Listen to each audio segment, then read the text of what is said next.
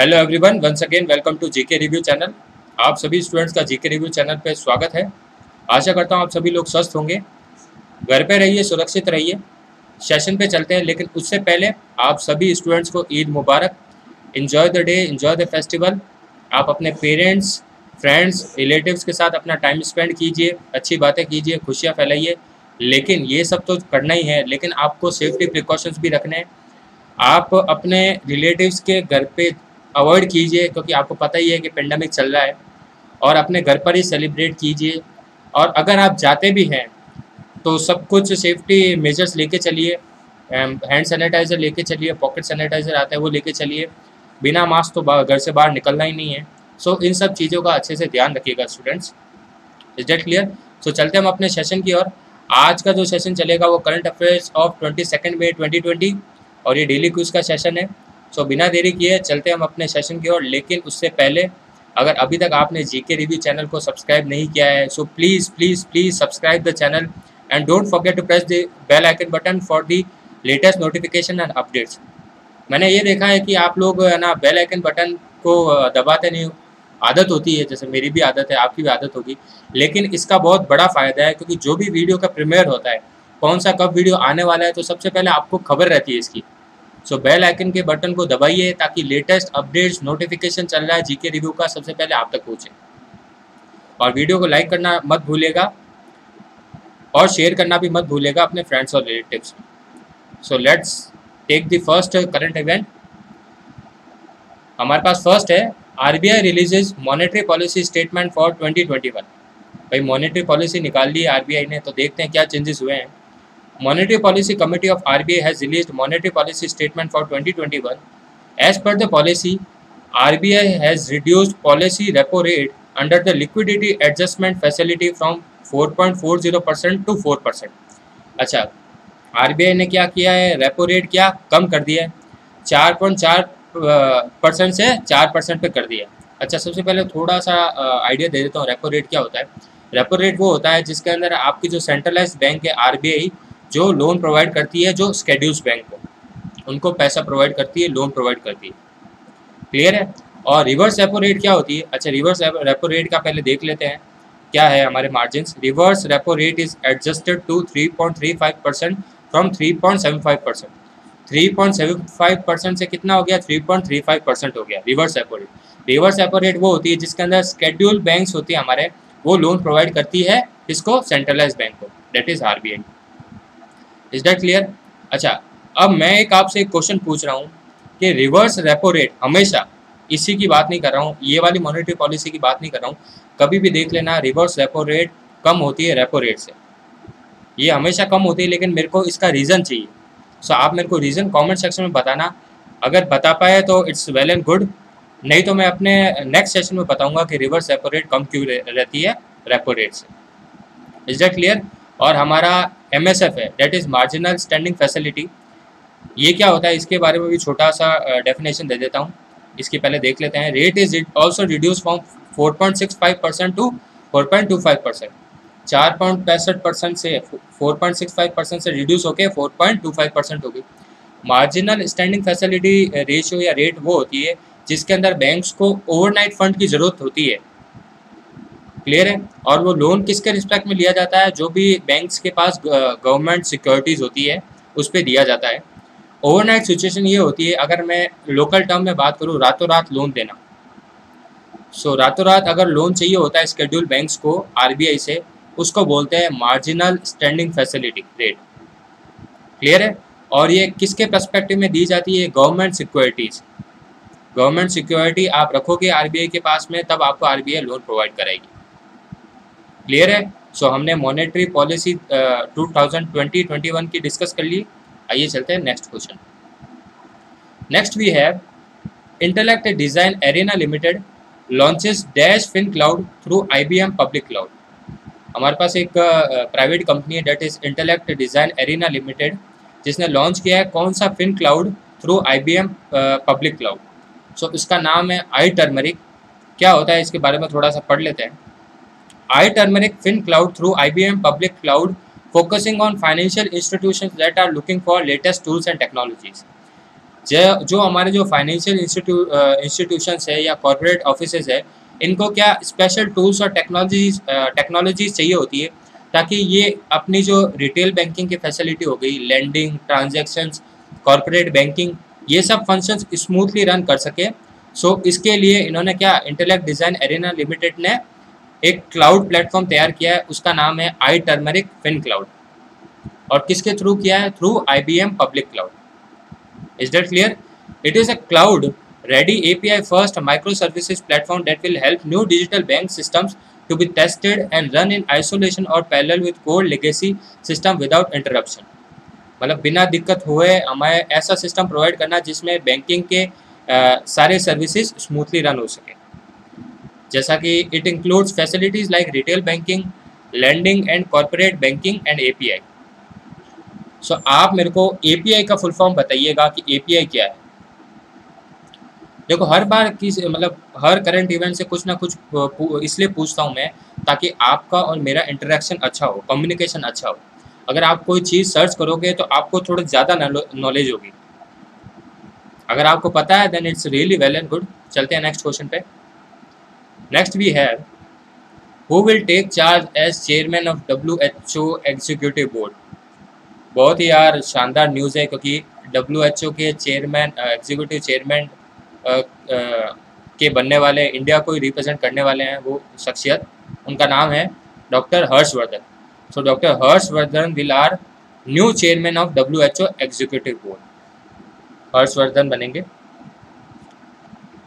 बहुत ही proud feeling वाली चीज़ है क्योंकि WHO जैसी बड़ी हेल्थ बॉडी है, उसके चेयरमैन बनेंगे एग्जीक्यूटिव बोर्ड के। आइए पढ़ते हैं थोड़ा सा इसके बारे में।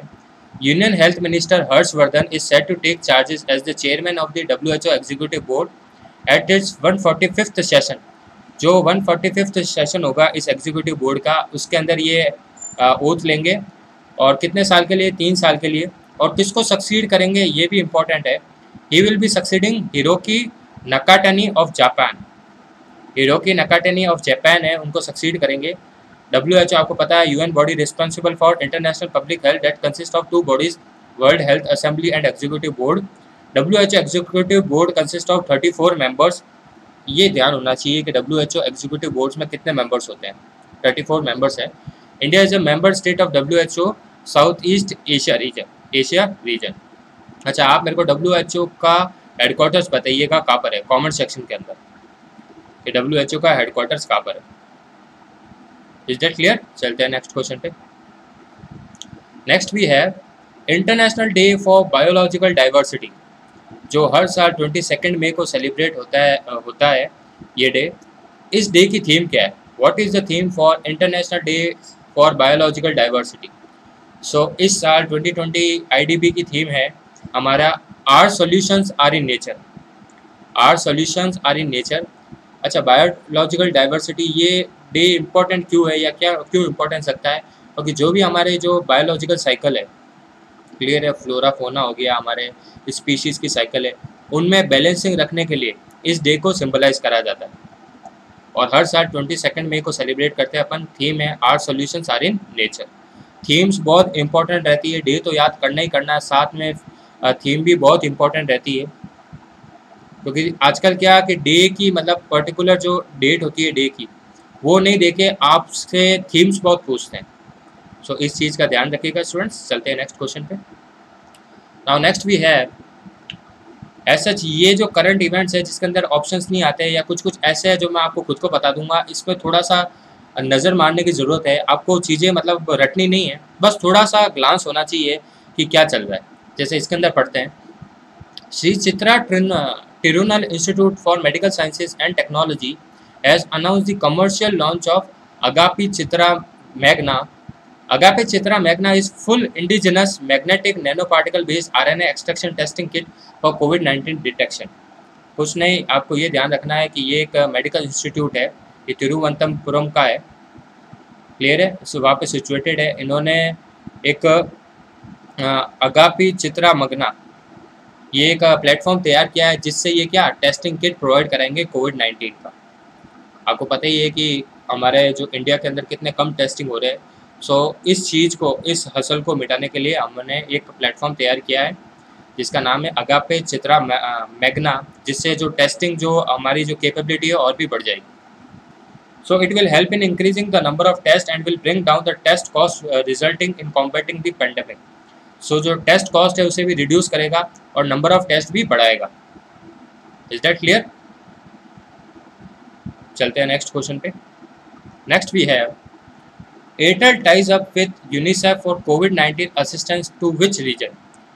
एयरटेल किसके साथ, किस रीजन के साथ समझौता करता है यूनिसेफ के साथ, ताकि कोविड-19 की असिस्टेंस प्रोवाइड कर सके? सो इसका आंसर है Africa region. So Airtel Africa ties up with UNICEF for कोविड-19 assistance to which region? Africa है हमारे पास। सो पढ़ लेते हैं थोड़ा। UNICEF ties up Bharti Airtel Africa to provide access to remote learning for school students and financial assistance to their families through mobile cash transfer। जैसा कि आपको पता है कि यूनिसेफ और भारती एयरटेल अफ्रीका ये दोनों टाई अप होकर जो रिमोट लर्निंग फैसिलिटी वो प्रोवाइड करेगी स्टूडेंट्स को, क्योंकि जो केपेबल नहीं है, पेंडेमिक भी चल रहा है और केपेबल नहीं है कि वो स्कूल पहुंच सके। सो उनके लिए एक प्रोग्राम लॉन्च किया है ताकि रिमोट लर्निंग हो सके स्कूल स्टूडेंट्स के लिए, and financial assistance to their families through mobile cash transfer. और कुछ फाइनेंशियली मदद हो सकती है डायरेक्ट मोबाइल कैश ट्रांसफर्स की मदद से। So it is estimated to benefit 133 million school age children and 13 sub Saharan African countries during the कोविड-19 पेंडेमिक थ्रू मोबाइल टेक्नोलॉजी। ये इंपॉर्टेंट नहीं है कि कितने लोगों की मदद हो रही है, लेकिन ये इंपॉर्टेंट है मदद हो रही है। मतलब एज सच मैं आपको इसलिए कह रहा हूँ क्योंकि ये एग्ज़ाम पॉइंट ऑफ व्यू से इम्पोर्टेंट नहीं है। मतलब नंबर्स तो मायने रखते हैं, लेकिन एग्ज़ाम में कुछ नहीं पूछते हैं कि 133 मिलियन लोगों की मदद हुई है। Is that clear? Exam point of view से कह रहा हूँ, मेरा एज सच कुछ नेगेटिव इम्पैक्ट डालने का कुछ मोटो नहीं है। आइए आगे बढ़ते हैं। Airtel Africa will provide the website hosting education content at zero rate with zero cost burden on the students.